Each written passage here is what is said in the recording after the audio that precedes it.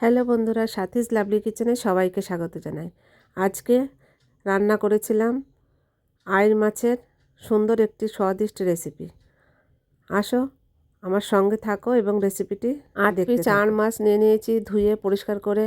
এখন এই মাছে লবণ আর হলুদ দিয়ে আর দিয়ে দেবো কিছুটা কাঁচা সর্ষের তেল।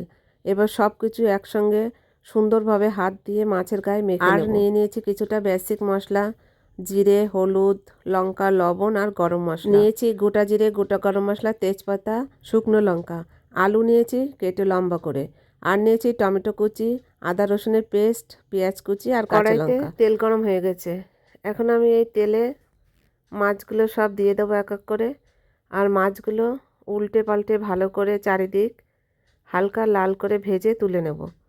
আর বন্ধুরা, আমার এই মাছ ভাজা তেলেই আমি রেসিপিটা করে নেব।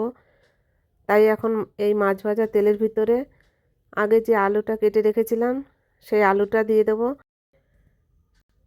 এই তেলের ভিতরে দিয়ে দেব আর উল্টে পাল্টে লাল করে ভেজে আমি একটা অন্য পাত্রে তুলে নেব। এখন এই তেলেই আমি ফোড়নে দিয়ে দেব গরম মশলা, গোটা জিরে, তেজপাতা আর শুকনো লঙ্কা। এটাকে একটুখানি নাড়াচাড়া করে এখন এর ভিতরে আমি দিয়ে দেব আগের থেকে যে পেঁয়াজ কুচি রেখেছিলাম সেই পেঁয়াজ কুচিটা দিয়ে দেব। পেঁয়াজটা দেওয়ার পরে কিছু সময় নাড়াচাড়া করে হালকা লাল করে ভেজে নেব। এখন এই পেঁয়াজ ভাজার ভিতরে আমি যে আদা রসুনের পেস্ট রেখেছিলাম সেটাও এর ভিতরে দিয়ে আবারও সব কিছুর সঙ্গে একটুখানি নাড়াচাড়া করে ভেজে নেব, যতক্ষণ না মশলা থেকে কাঁচা গন্ধ চলে না যায় ততক্ষণ ভাজব। এখন দিয়ে দেবো এর ভিতরে টমেটো কুচি।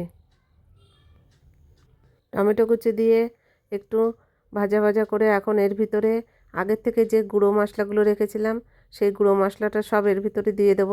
আর দিয়ে দেব কিছুটা জল।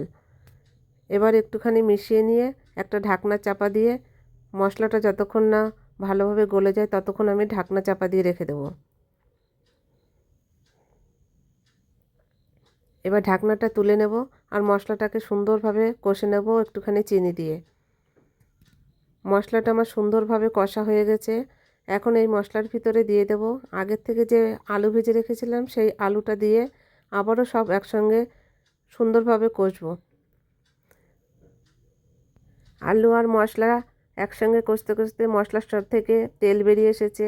আর বন্ধুরা, এখন আমি এর ভিতরে দিয়ে দেব আগের থেকে কিছুটা গরম জল করে রেখেছিলাম সেই গরম জলটা ঝোলের জন্য দিয়ে দেব পরিমাণ মতো।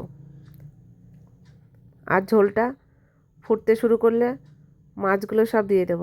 জানো তো বন্ধুরা, মাছে বা যে কোনো রেসিপিতে গরম জল দিলে সেই রেসিপির টেস্ট আরও অনেক বেড়ে যায়।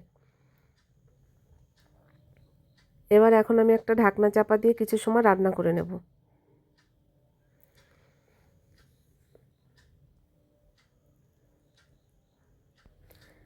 এবার আমি ঢাকনাটা তুলে নেব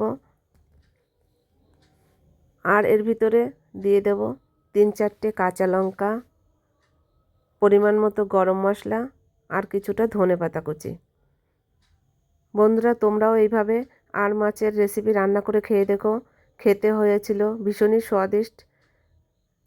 আর আমার রেসিপি যদি তোমাদের ভালো লাগে তাহলে লাইক, শেয়ার এবং কমেন্ট করতে ভুলো না। থ্যাংক ইউ, ধন্যবাদ।